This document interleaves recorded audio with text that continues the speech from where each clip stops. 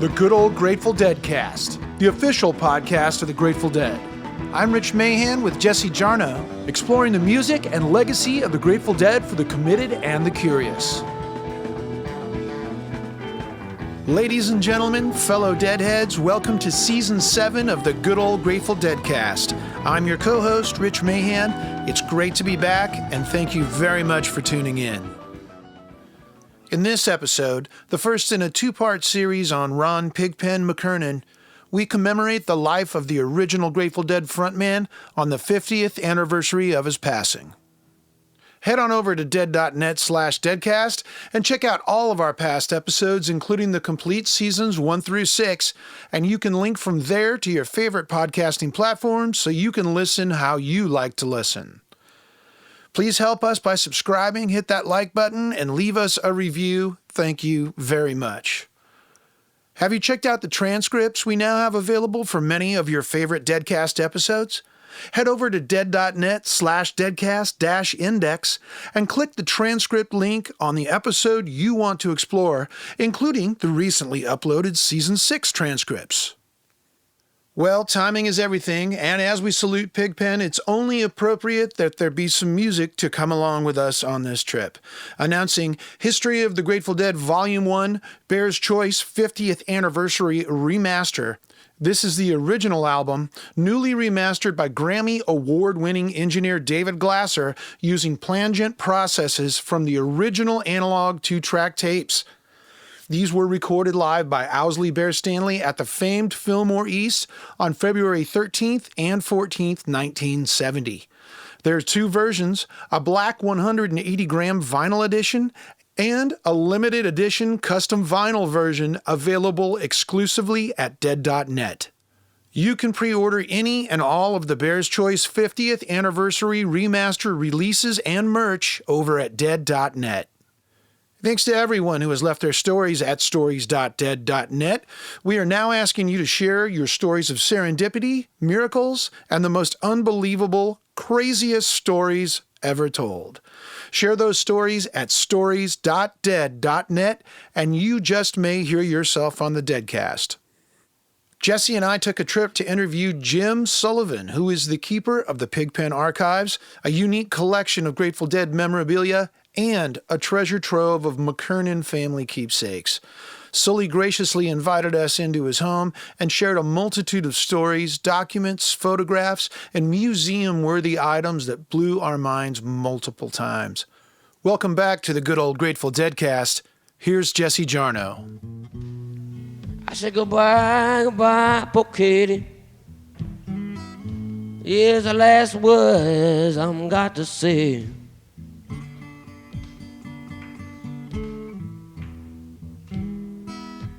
Yeah, na, poor Katie. Last words I'm got to say. Ron Pigpen McKernan died 50 years ago this month at the age of 27. He's buried at the Alta Mesa Memorial Park in Palo Alto, the town where the Grateful Dead were born. An inscription reads, "Pigpen was, and is now forever, one of the Grateful Dead." This is from Bear's Choice, a live album released in 1973 that was in large part a tribute to Pigpen.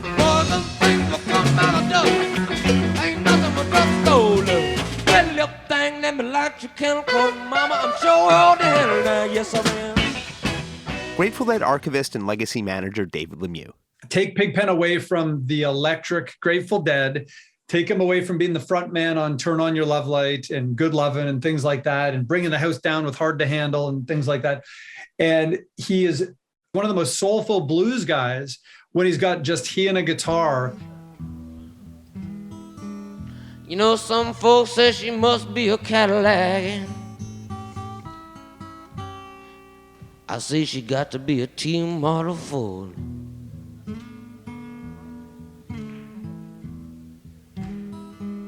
Yeah, so she got the shape all right, but you can't carry no heavy load. It was Pigpen's idea to go electric as the Warlocks in 1965, and he wasn't just the Dead's first frontman, but their first identifiable character, depicted on the first t-shirts and posters in 1967. But even 50 years after his death, Pigpen is still a bit of a mystery. He didn't give many interviews and died just as the Grateful Dead were transforming from an underground act into a mainstream band. And more tragically, just as he was beginning to find his own voice as a songwriter.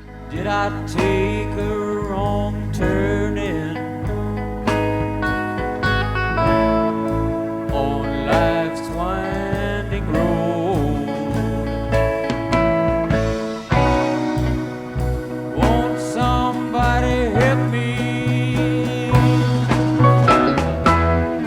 find the right way to go? That was The Stranger, Two Souls in Communion, recorded on the last night of the Europe 72 tour at the Lyceum in London, one of Pigpen's final original compositions. And as we'll learn today, the intended title for the song is actually Stranger Here. It was never performed again. Pigpen appeared once more with the Dead after their return from Europe 72, but only played organ. He died 9 months later. Today we remember and meet Pigpen. Here's Bob Weir on WMMR in 1976. He was really sweet. He was a madman. He was really wonderful. He was not at all like any Hells Angels, except that he kind of looked like a Hells Angel. And here's how Weir remembered Pigpen when we spoke with him for our American Beauty season. Pigpen was, Christ, what was he? Sort of an Irish poet, or, Irish-Scottish, that he had that going. He drank a bit, and he had that sensibility about him. As far as a musician is concerned, he was a pretty damn competent musician, and then a sort of a scholar of the blues.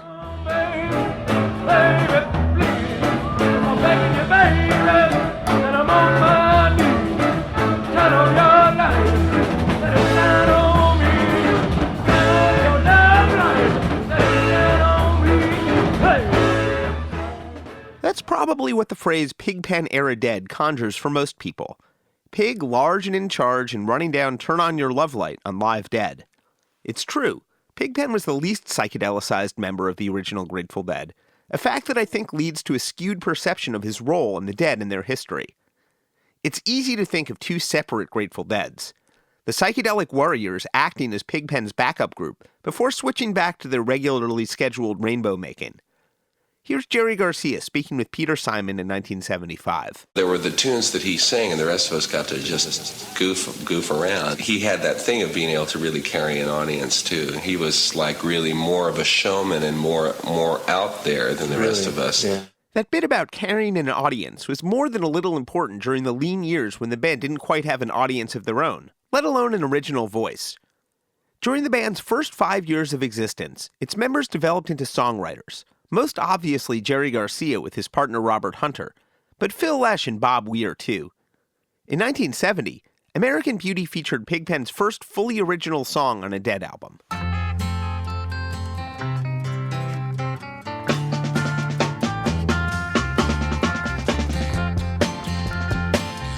Operator, can you help me? Help me if you please. Give me the right area code and the number that I need. My right or left up on the midnight flyer, singing like a summer breeze. It turned out that Pigpen's songwriting voice meshed perfectly with the band he'd helped to found. Go figure. And that's the story we're going to focus on in these episodes. How completely Pigpen was, and is now forever, one of the Grateful Dead. I don't know where she's going, I don't care where she's been, long as she's been doing it right.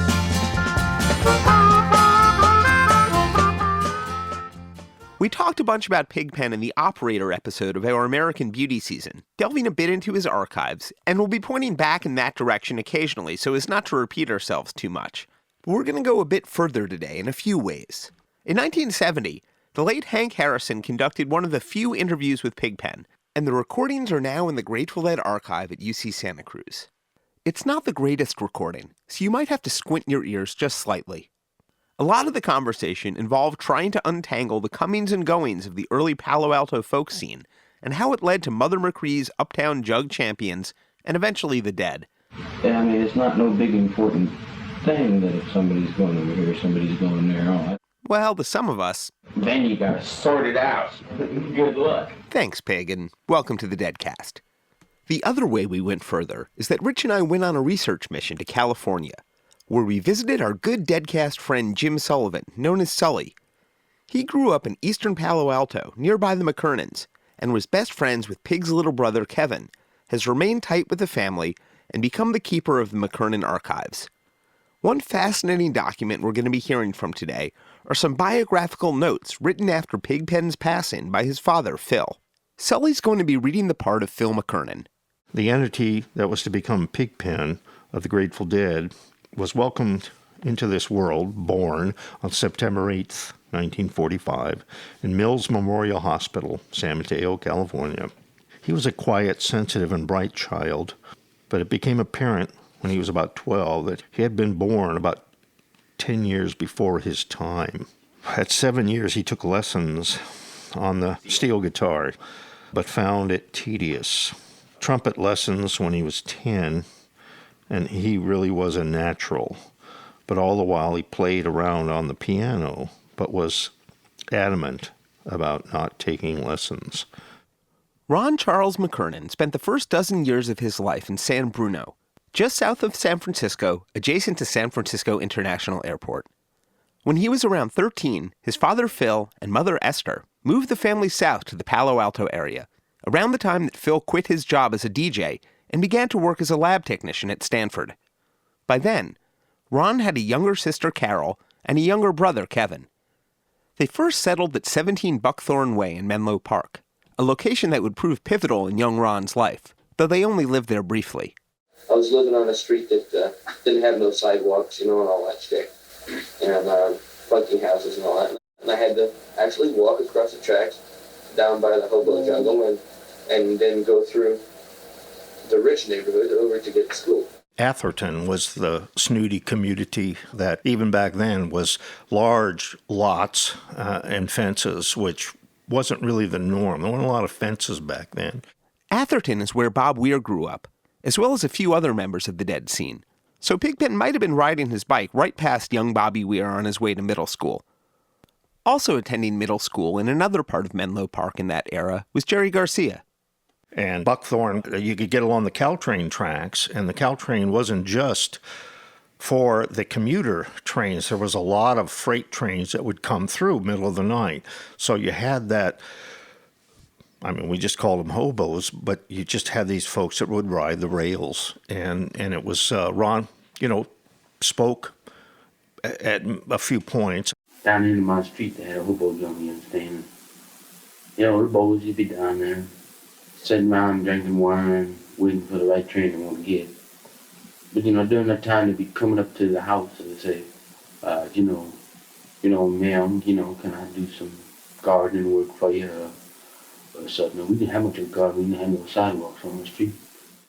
This is from a track recorded by Pigpen in 1969 or 1970 about his experiences around Buckthorn Way when he was 12 or so years old. And I began to ask them. I was just a little child, like just a little child, asking to see what they was doing and find out, how you do all this business, how you get into it, how you know where to go. And one old guy, he told me, hey boy, he said, boy, you just get on that train and what you get, and that's it. Pretty much everybody was sock hops and jock stuff, and he definitely went a different way, and thank goodness for that.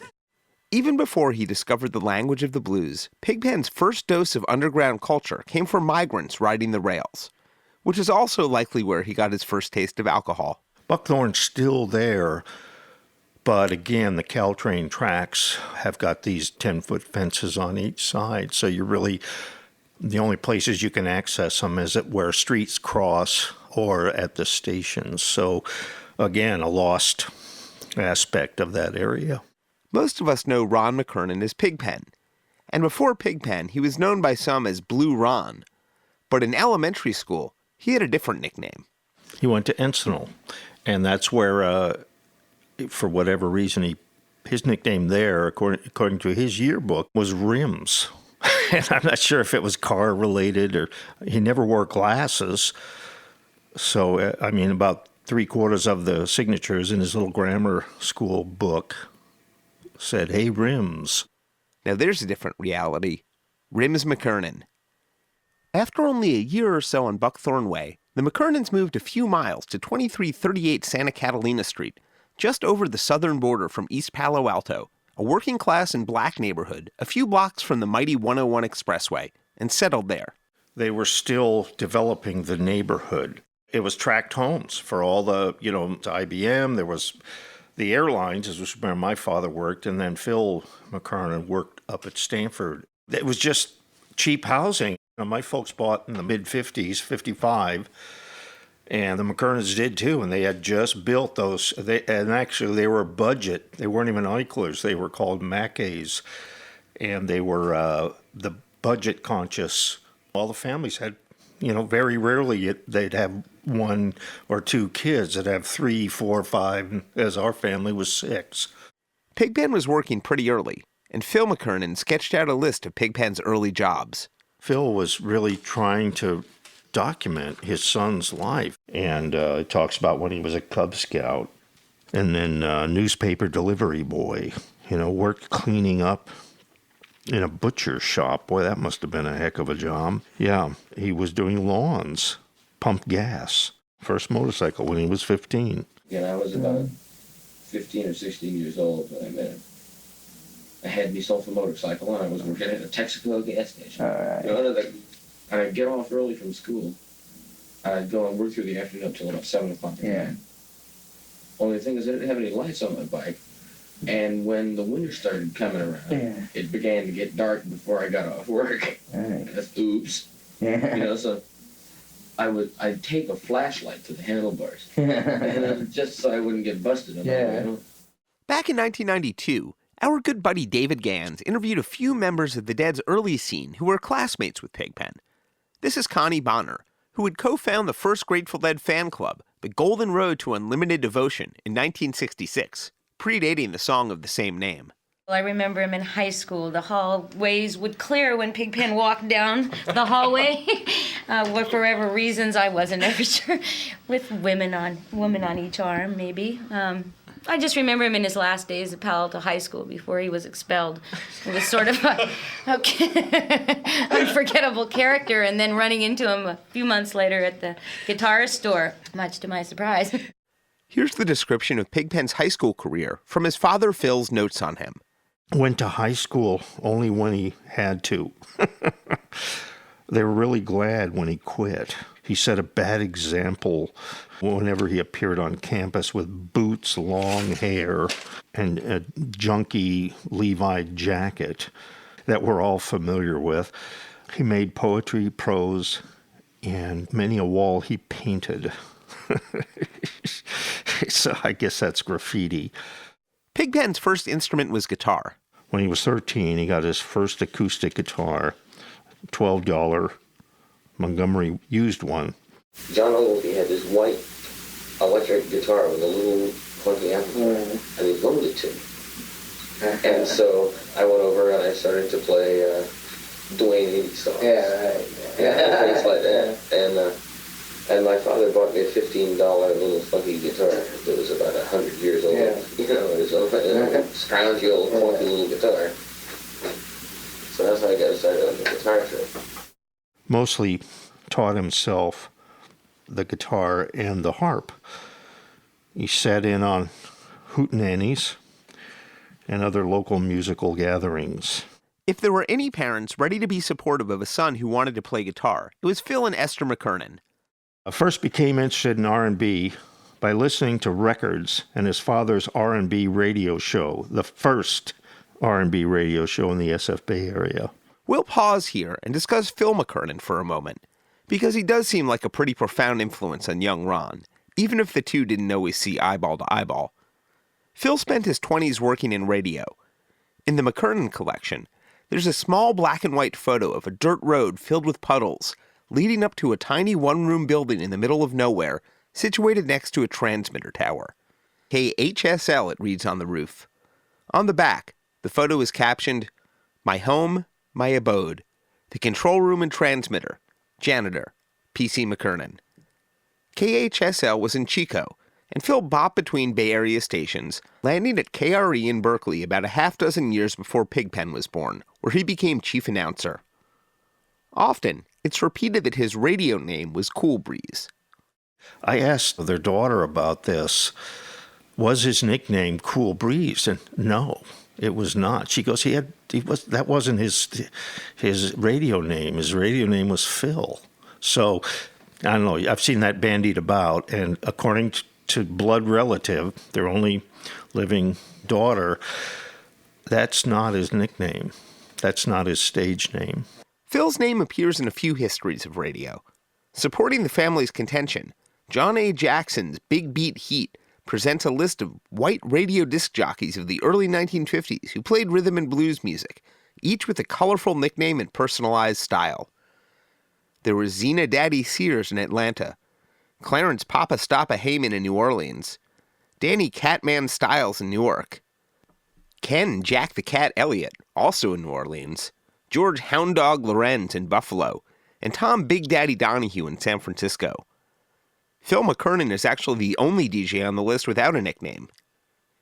He probably stopped DJing and took a straight job at Stanford right around the time Pigpen turned 10.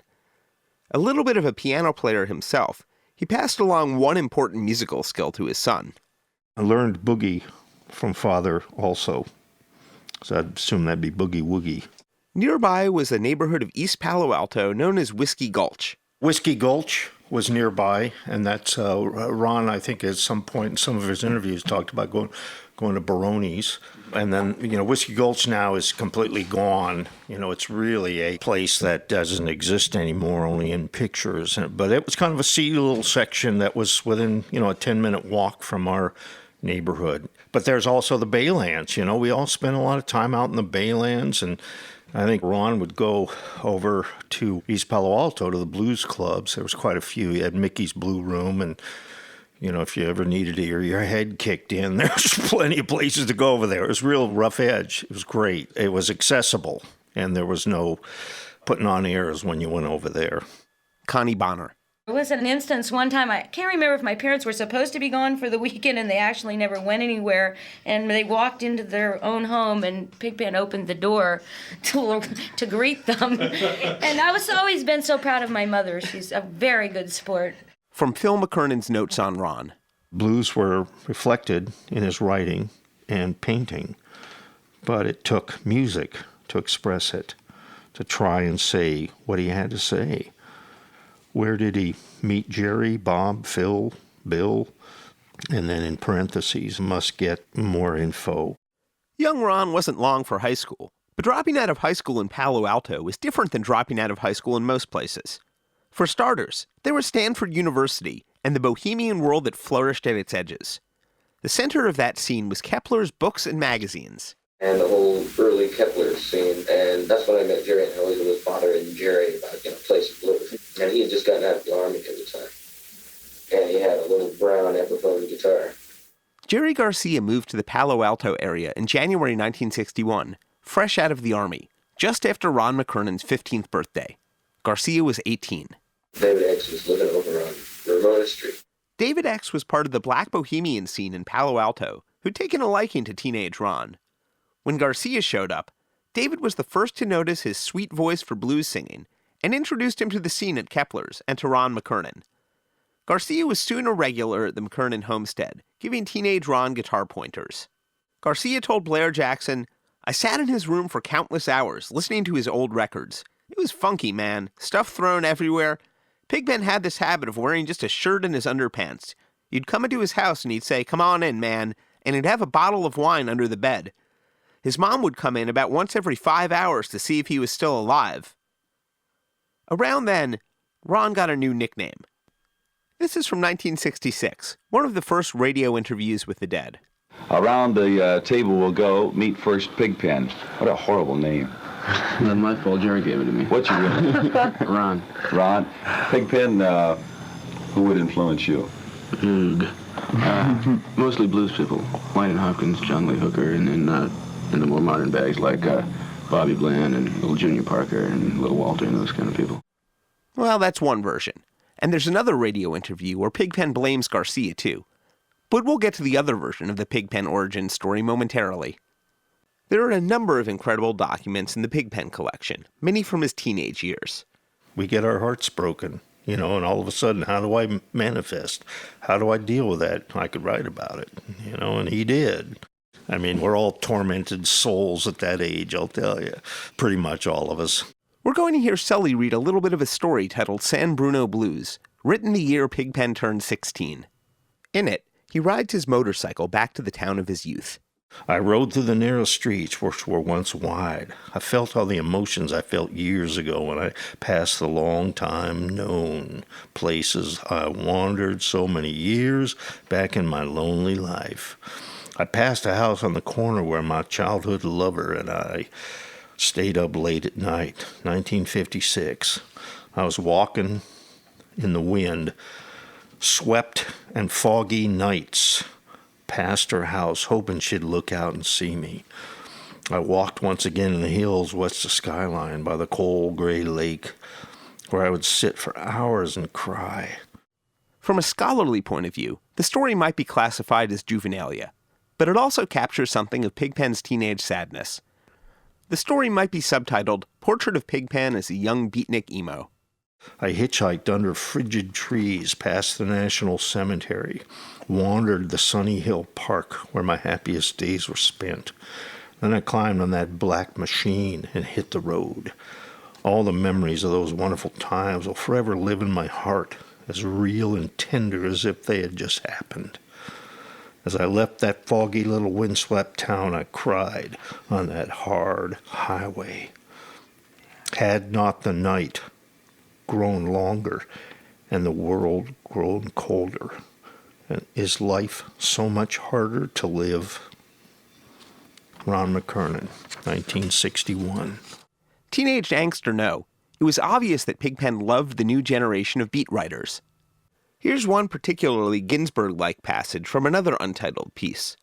Who drank themselves into oblivion in San Francisco Bluetown solitude and Spiderfoot fog, at 19th and Sloat but whining and crying to the solitary streetcars on rainy tracks. Ferlinghetti ran that City Lights for a long time, and that was a favorite spot in North Beach, and it was just where the beatniks hung out. Growing up just down the peninsula, Pigpen was pretty close to ground zero as beat literature and other radical books came flowing into Kepler's. Yeah, we'd shoplift books from there, steal this book. We took that to heart. The early 60s saw the formation of the social scene that was the Grateful Dead's extended universe. One center of action was Kepler's books. The other was the Chateau, a group boarding house in nearby Menlo Park. In the old Chateau Kepler days. That'd be about 62. Around there, give or take a century. Let's see, you didn't live at the Chateau. No, but I was hanging out there all the time. Hunter lived there. Jerry lived there. Danny lived there. Willie Legate lived there. Yeah, I know that. Just a bunch of the people that we know. I used to live there. This next voice is Bobby Peterson, a poet and friend of Phil Lesch's, who would provide lyrics for Unbroken Chain, New Potato Caboose, and other Dead songs. That's where Phil heard Jerry play for the first time in the kitchen. At the Chateau, Phil Lesch joined the scene. Here's him describing it to David Gans in 1981 from David's fine book Conversations with the Dead, which we've linked to at dead.net/deadcast. By that time I met Jerry and Pigpen and Willie Legate, other folks, And so that was the only place I could figure to go. And went back to Kepler's bookstore, which at that time was a hangout. They had a little coffee shop there. Mm-hmm. That was where we did all our raving in my pre-Las Vegas period. With dozens of friends colliding, the future Grateful Dead fermented at the Chateau. One character of ill repute was Joe Novakovich, who gave Pigpen a new musical direction. I met Novakovich right around that time. I remember one time going up to the Chateau, Novakovich gave me a harmonica. I had heard some harmonic music and I dug it, so he gave me one and said, okay, see what you can do, so I was honking on it. At Sully's place, atop the McKernan family piano, there's a sketch of teenage Pigpen by Joe Novakovich. With an instrument all his own, Pigpen contributed to the emerging music scene around the Chateau. Blood girl, don't you lie to me anywhere we stay tonight. Mine where the sun never shines, and I shiver the whole night through. That's Pigpen playing harmonica with Jerry Garcia at the top of the Tangent in Palo Alto, probably in June of 1962. Singing is David X., the man who introduced Pigpen and Jerry around a year earlier. Thanks enormously to Palo Alto folk scholar Brian Mixis for identifying this recording, which has circulated for years as filler on a Sleepy Hollow Hog Stompers tape, alongside this snippet of Pigpen. We'll let Hog Stompers banjo player Jerry Garcia introduce him. I'm back again, but this time it's purely secondary. A lot of, perhaps those of you that heard Ron play the harmonica were impressed by his playing, but there's another side of him that's even more impressive, I think. I follow that show. So, even though he'll be the last to admit it, I better shut up. One of the musicians that met Pigpen during this period was Eric Thompson, who played guitar with Garcia and Hunter in the Black Mountain Boys. Welcome to the Deadcast, Eric. Mostly we hung because we were in the scene, but also I had a car. I could use my folks' car, so he'd call me up and, hey man, come on, let's. Mostly like he'd want to go to East Palo Alto, where it was easier to buy Thunderbirds when you were underage. He had black friends over there where we'd, go and hang. And sometimes he would just come along but sit in the car and drink. Partly it was just to get out of the house. Ron did not get out of his persona. He was the Pigpen, the Ron persona all the time. He didn't just put it on for special occasions. His attitude, his way of talking, that's what it was. Some people, it's like they have one act and another act, but that was not this. He was living in his persona, and he never mentioned his dad. Even though Pigpen wasn't a bluegrass picker, nor even a folkie necessarily, he fit right into the scene alongside fellow serious music fans and musicians. Pig's specialties were just different. He also came to our bluegrass band gigs. Some of us were more focused on bluegrass, and some of us were more focused on blues, but we were interested in all of it. Yes, look at me now. Son, you got 99 years.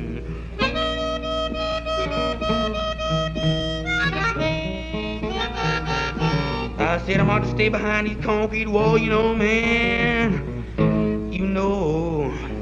The rest of my life.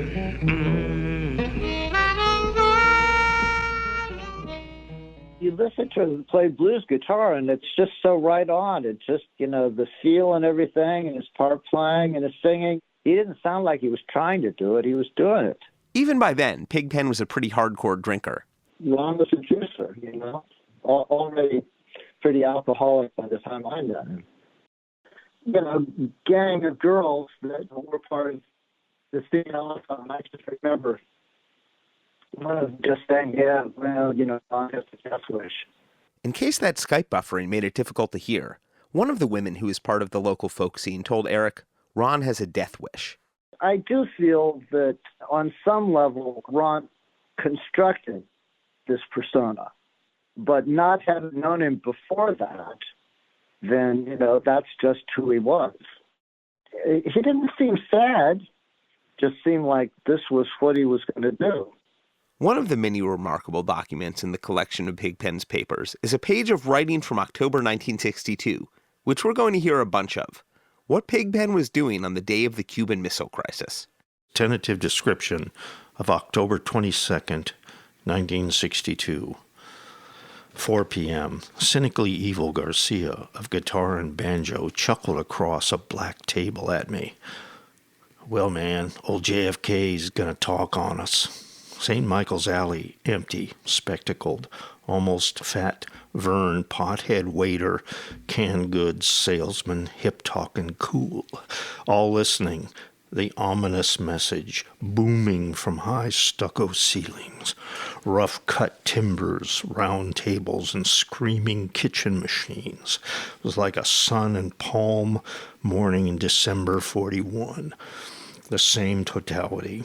We all searched others' faces. What do you think? Tense, unbelieving. 7-point ultimatum? Oh, shit! In October of 1962, Garcia was 20. Pigpen had just turned 17. 4:20 to 4:30 p.m. Assorted groans. God damn it. Oh, shit. And oh, God. What I got to do now? Jerry looked sickly at me. Pigpen, they're going to try and draft my ass. Shit, man. They'll never get me, man. We left desolate St. Michael's. 4:30 to 11 p.m. Garcia and I roared around the peninsula in a black, rat-hole-ish 41 Dodge, howling, screaming, "It's later than you think!" Picked up Dave, guitar picker, bluegrass. Went back to St. Mike's bustling with foxy young girls and collegiate uniformed, athletic types. Sat over coffee and cigarettes. Made plans for just the next one day. The bluegrass guitar picker was almost certainly David Nelson. It's funny to hear Garcia worry about being drafted, since he'd already been discharged from the Army the previous year. But war is hell. There were different sub-scenes at the folk clubs in the area. One of them was the Boar's Head in San Carlos. Jerry was in the Boar's Head scene, and I was there, and Pete Albin and Rod Albin. Rodney Albin would remain a staple of the local folk scene until his untimely passing in the mid-'80s. His brother, Peter Albin, would become the founding bassist in Big Brother and the Holding Company. Big Brother wasn't the only future band whose members were hanging around the folk scene. In San Jose, future merry prankster Paul Foster ran a club called the Offstage. That Yorma would play there a lot, and Paul Kantner would show up, and Cassidy, would be around and shit like that. That was before they ever met Gracie. Many of the members of the Dead, Jefferson Airplane, and Big Brother were friendly long before any of them went electric. A new singer showed up on the scene from Texas. In fact, remember, like every year, everybody go down to the pop festival. Them days, that's the first time I met her. And then she showed up at the Tangent. And Yorma, one night, Yorma was backing her up. And she was singing, and I met her. Rolling mine, Lord, I blow. I'm now walk, beam blue always. Sun gonna shine in my Lord, shine in my back door someday. That was Janis Joplin and Jorma Kaukonen from a new archival release from Omnivore titled The Legendary Typewriter Tape, recorded during their brief musical partnership. That year, members of the scene all met up at the Monterey Jazz Festival, with a typically amazing lineup featuring Duke Ellington, Dizzy Gillespie, the shorter Hancock-Williams-Carter version of the Miles Davis Quintet, Thelonious Monk, Charles Mingus, and no small thing for the blues fans, Big Mama Thornton. Well, and then the jazz festival stuff, and she was hanging around, and I was talking to her, we were drinking wine together and all that bit. And she was like on sort of like the, quote, folk circuit at that time. And then she disappeared for a while. I didn't know where she went. They'd reconnect a few years later. There was a lot going on.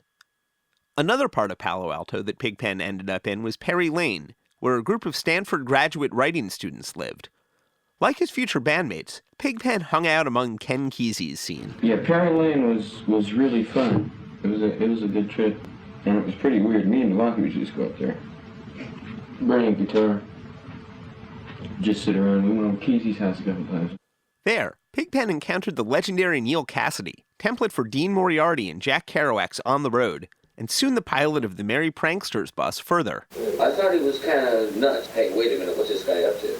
Until I talked to him and got to know him and got to love him. Of the future members of the Warlocks, Pigpen was the first to join an electric band. Yeah, and that's when I first started to hang around with Troy, too, when I got into the band. It was when I was like 17, 16, 17. Guitarist Troy Weidenheimer led the Zodiacs, a local R&B group, where Pigpen got his first experience fronting a band. In the Zodiacs, we were playing beer-drinking Stanford fraternity parties. Oh, yeah? And Troy played like lead guitar. His old lady Sherry played rhythm guitar. Jerry would occasionally play bass. Garcia? Yeah. Like string bass, stand-up bass? Electric bass. Electric bass, is that right? And Ron Ogborn would play bass occasionally, or either drums. He'd double in bass and drums. And I'd sing and play harmonica, way before the war. Another version of history says that Ron McKernan's tenure in the Zodiacs is where he earned the nickname Pigpen. Here's Eric Thompson. David Nelson thinks he was there when he was first got the nickname. Ron Pigpen was in the band The Zodiacs. It was Troy Weidenheimer's band. Troy's girlfriend was Sherry Huddleston. And this is the story that Nelson tells. And he's pretty accurate. So they were at some place and about to go some other party. It's like, oh, Pigpen, come on. And, you know, but it wasn't like that was his nickname already. But it stuck. As other members of the scene remembered, he was just obviously Pigpen. Everybody around would have gotten the reference. The character Pigpen first appeared alongside Charlie Brown and the gang in Charles Schulz's popular comic strip Peanuts on July 8, 1954, when Ron McKernan himself was 8 years old. If you believe in embodiment, it's worth noting that the two Pigpens were around the same age. No tapes of the Zodiacs with Pigpen and Garcia seem to have survived, but when we were assembling this episode, I was delighted to discover that in 2007, the wonderful label Norton Records put out a 4-song Zodiac 7-inch, recorded in 1960, about 2 years before Pig and Jerry started playing with them. It's not too often that we at the Deadcast have reason to shout it out to Miriam Linna and the late great Billy Miller at Norton, but word up, Miriam and Billy. Here's the Zodiacs with Duke Ellington's Caravan on the good old Grateful Deadcast.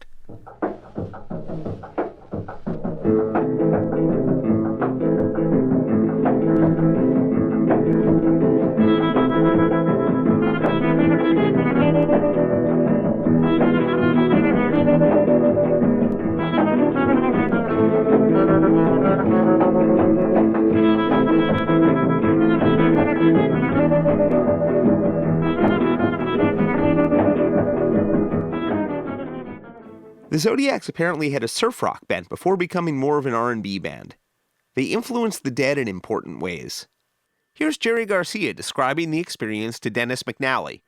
This is from the audiobook Jerry on Jerry, available from Hachette. Troy taught me the principle of just stomp your foot and get on it. He was a great one for the instant arrangement. And he was also fearless for that thing of get your friends to do it. Fuck it if it ain't slick, you know what I mean? Just get supposed to be fun. If it ain't fun, it ain't worth it. He was good at that, and he was also a very good player too. And I admired him. He was facile. It's pretty easy to imagine the Zodiac's version of Caravan stretching out heavily, and it's totally fair to count this 1960 recording as an influence on the Grateful Dead, even if they never heard it.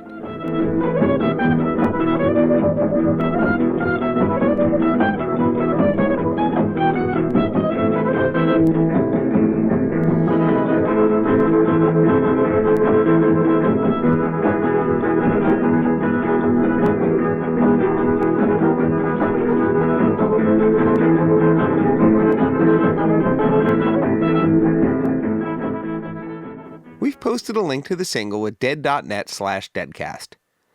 The Zodiacs probably sounded a little more R&B oriented when Pigpen appeared with them. Just sang and played harmonica. I like Walking the Dog, like Searching. Both Walking the Dog and Searchin' would survive into the Grateful Dead repertoire, or at least their collective memory, turning up at jam sessions and sound checks that have survived on tape. Troy did a lot of instrumental, like Sensation San Jose, Freddie King guitar instrumental stuff. Yeah. Just all kind of things. A few Jimmy Reed tunes and just stuff, but nothing original. Au contraire, mon porc. Another quietly exciting thing we found in the Pigpen papers are a few sheets documenting a collaboration titled Rainy Day Blues, credited to Troy Weidenheimer and Ron McKernan, dated December 1963. We're working on decoding it. It's possible they didn't play it on stage, but still cool to know about. Either way, the Zodiacs were Pigpen's first real paying gig.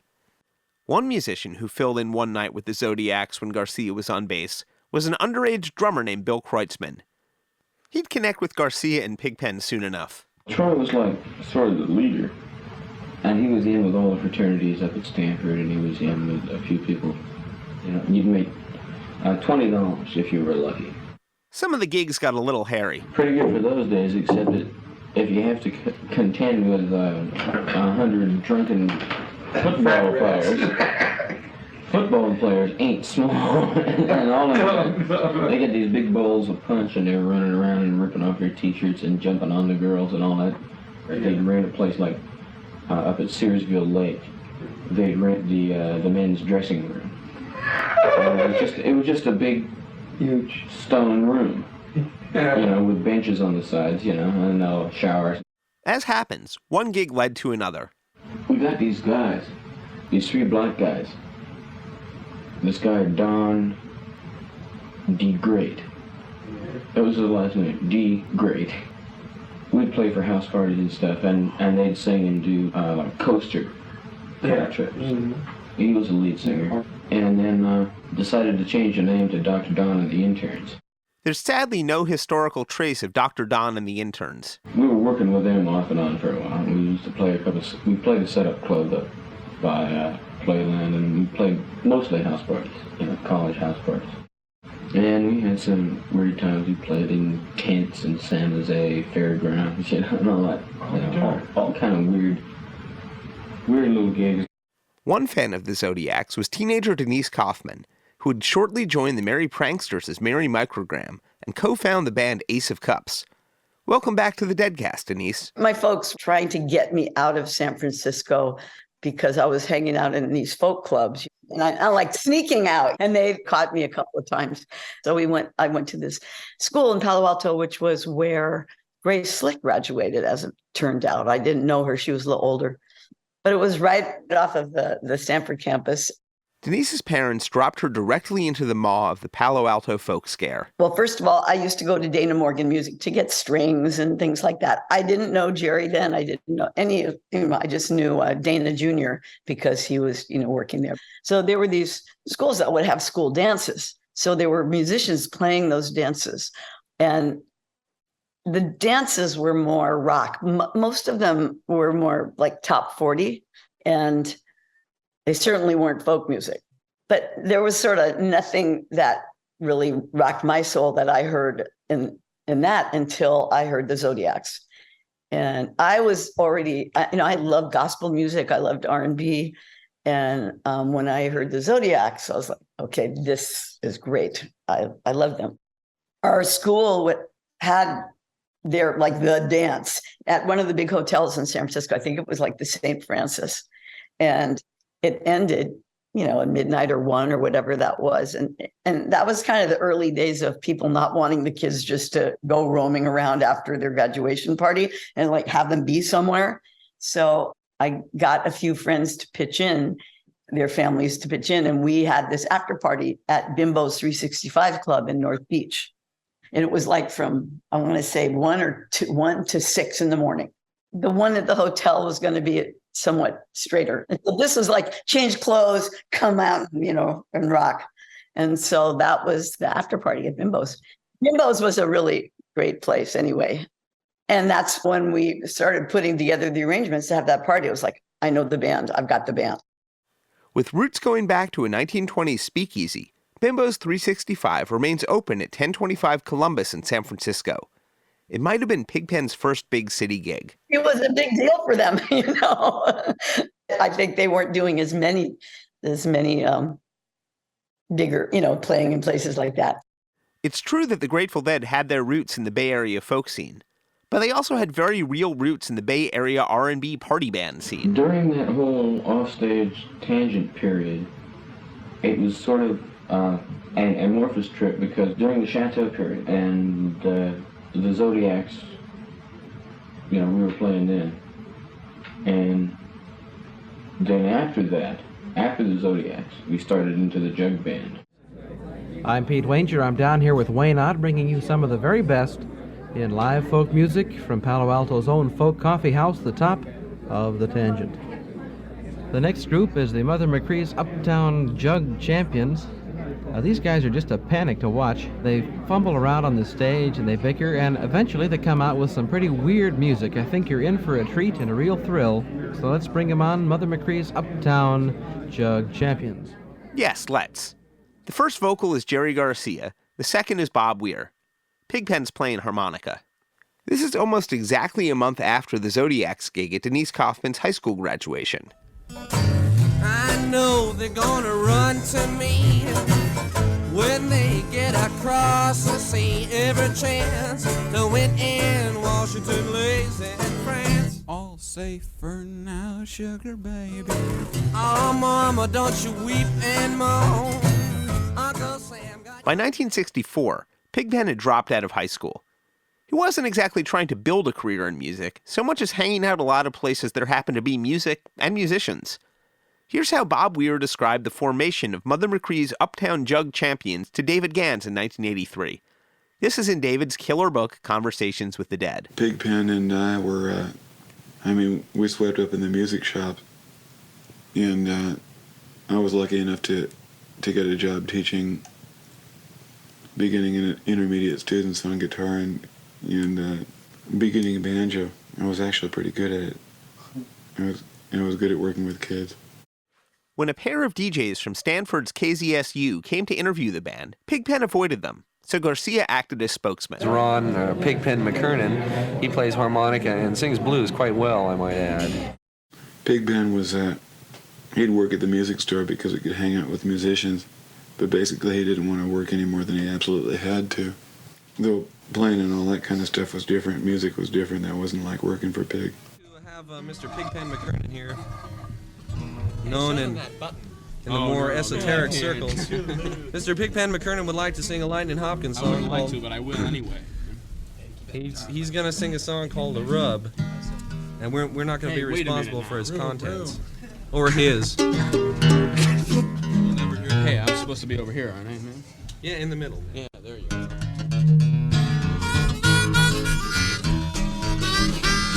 See, mama got a rub ball and sister got a tub. Going around doing the rub, ain't it crazy? Ain't it crazy? Ain't it crazy one day to keep on rubbing that thing? That was The Rub, revived in 1970 by both the acoustic and electric Grateful Dead. And though there are no tapes of the Warlocks, it's a decent bet that it was one of the first songs in their repertoire. Denise was a jug band regular, too. The Tangent was really my only local little place when I was down there. And also it was on the same street I lived on, so I could get there pretty easily.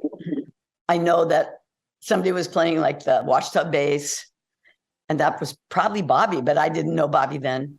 Eric Thompson testifies to the power of young Pig. He was the best singer and the best harp player. I played banjo in the Mother McCree's right at the end. And the thing is that he was the one with the gravitas. He was the real force. Mother McCree's Uptown Jug Champions provide the logical segue to the next step of the story, the birth of the electrified Warlocks in early 1965. But we're going to save that story for the next installment of The Adventures of Pigpen. To close us out today, we're going to hear a few bits of virtually never heard music. The first short bits we're going to hear come from Eric Thompson's tape collection, but the source itself is a little mysterious otherwise. We copied each other's tapes. That was just de rigueur. We copied each other's bluegrass tapes. We copied each other's reel-to-reel tapes of old 78s. That was just what you did. Eric's copy of this rare Pigpen reel from the early days isn't the master. I'm not sure who recorded it. My inclination is that it was Garcia. By the end of the recording, though, Pig seems to have seized the controls from Garcia. I'll do a verse somewhere along, but you do the choruses there, the boss Okay, part. I'll do "Oh, What a Beautiful City," and you do the rest of the verses. Okay. Oh, are you doing it? It's on. Oh, no. This is the old black spiritual known alternatively as "Oh, What a Beautiful City" and 12 Gates to the City. There's twin gates in the east, it ain't three gates in the west, three gates into the north, three gates into the south, 12 gates to the city. It's been said by his bandmates that Pigpen's natural musical habitat was at a kitchen table late at night with a small audience and a bottle of something tasty. And for our final course today, we are so pleased to present almost exactly that. Some bits of Pigpen at a kitchen table sometime in the spring of 1964, when Pigpen was 18, courtesy of original recordist Ted Clare and archivist Brian Mixis. It's not late at night, but it might as well be. If you're capable, check out these bits on headphones with the volume turned up so you can hear the crickets, birds, and other ambient sounds.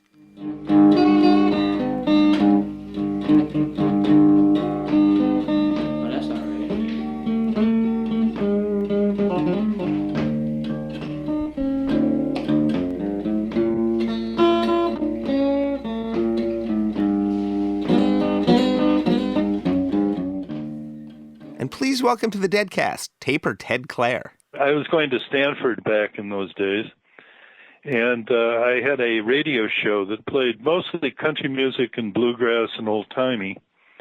There was a place called The Tangent where local folk players and stuff played, and I would go over there and record the local people and play them on my radio show. And that's where I met Pigpen, and I knew Garcia from sort of the scene in Palo Alto and Menlo Park, because I was a player myself, but not a very good one at that point. So I recorded a ton of stuff and played it on my radio show.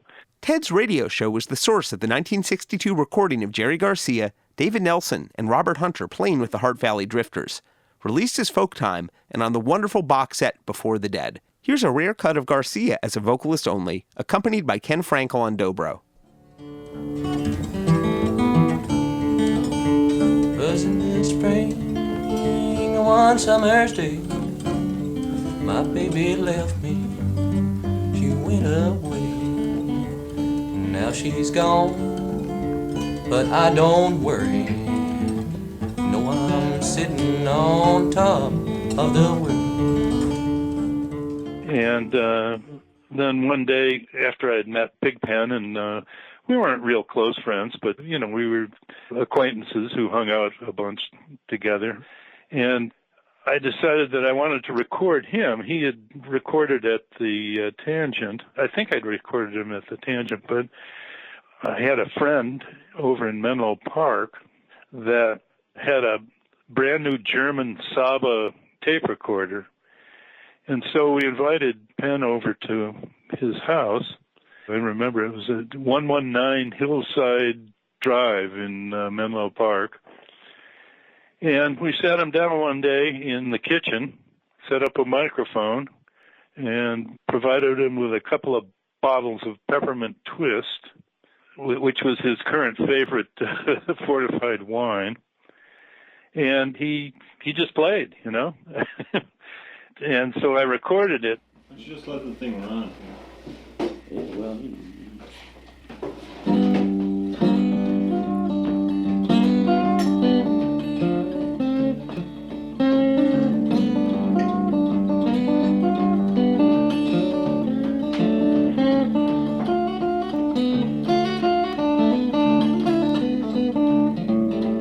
Rocks and gravel, make a solid road. Rocks and gravel, make a solid road. Take a do-rag woman, you gotta satisfy my soul. Possible. It was done in my friend's kitchen. It was done in the afternoon. It wasn't a late night tape, but Pigpen got kind of wasted through the whole thing. But he did his best blues that way anyway. The Pigpen tape, on the box it says 1963, but I was talking with Kim, the lady whose house the recording took place, and she was there for the recording. And we determined that it was actually 64. The spring of 64, I think, was when the tape was made. Probably. Ted aired this recording on his KZSU show sometime not long after he recorded it. Between Ted Clare's show on KZSU and Garcia and Pigpen's appearances on KPFA's Midnight Special that don't survive on tape, the future members of the Dead got a decent bit of local exposure. It would have been a departure from the format of the show, because the show was mostly bluegrass and old-timey and some more modern country. styles. But I think because I had the tape, I would have played that on the radio. But I can't be sure about that. I never knew whether anybody ever listened to my show. I mean, I was doing it for my own edification. I didn't care whether anybody was listening. It was called Flint Hill Special from a Flat and Scruggs album. It was once a week, and it would have been 8 o'clock, 7 o'clock, something like that. After dropping out of grad school a few years later, Ted Clare wound up in the Army, returning to the Bay Area music scene in 1967, and eventually playing with Robert Hunter's band, Roadhog, who were in part an electrified version of the Liberty Hill Aristocrats, Rodney Alban's bluegrass band that Pigpen occasionally blew harp with. We'll talk again with Ted soon. Thanks again for making this remarkable tape of Pig. There are some parts of this recording that are prophetic in different ways. We'll start with the most literal and spooky. Well, the doctor said, Pigpen, playing all that wine, it's gonna be the death of you. That Tokay wine. Oh, yes. Doctor told me, Pigpen, doctor will be the death of you.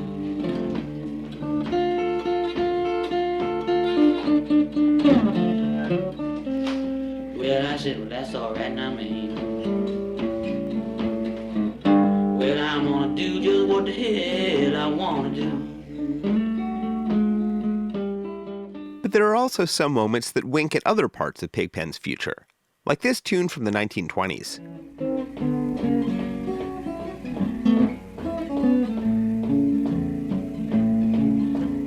Keep on trucking, mama, trucking my blues away. Keep on trucking, mama, trucking now till the break of day. Well, you can do what you do, and you can say what you say tonight. Come to it, the end of one way. You have to keep on trucking, mama. And, more subtly, the song Bring Me My Shotgun. Yes, I'm bringing back a pocket full of shells.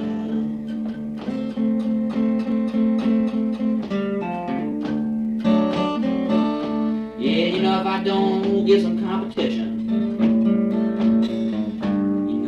there's got to be some trouble here. It's the exchange afterwards that's most revealing. Where'd you get that? I just made it up right now. Did it? Yeah, when you had some pattern. Well, the first verse is a shotgun. I go off. He ain't lying. Bring Me My Shotgun seemed to be a staple for Pigpen. There are two other versions in circulation, both recorded in 1969 or 1970. When the later sessions got bootlegged, sometimes Bring Me My Shotgun was said to be the name of Pigpen's lost album. As we'll learn next time, it's not. But it also might be a key to understanding Pigpen and how much he really did actually fit into the Grateful Dead. Taken with this from 1963, the three takes are almost completely different from one another. It was simply a springboard for Pigpen to improvise.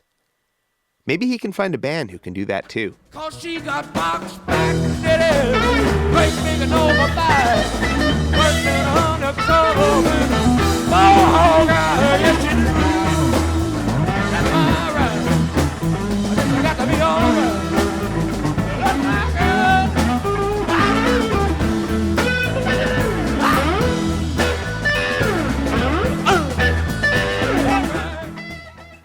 We'd like to thank our guests in this episode, David Lemieux, Bobby Weir, Jim Sullivan, Connie Bonner, Eric Thompson, Denise Kaufman, and Ted Clare. Extra special thanks to friend of the Deadcast, David Gans, for contributing audio from his interview archive. Thank you very much for tuning in. Don't forget to like and subscribe, and keep your tour stories coming by recording yours over at stories.dead.net. See you at the next show. Executive producers for the Good Old Grateful Deadcast, Mark Pincus and Doran Tyson. Produced for Rhino Entertainment by Rich Mahan Productions and Jesse Jarno. Special thanks to David Lemieux. All rights reserved.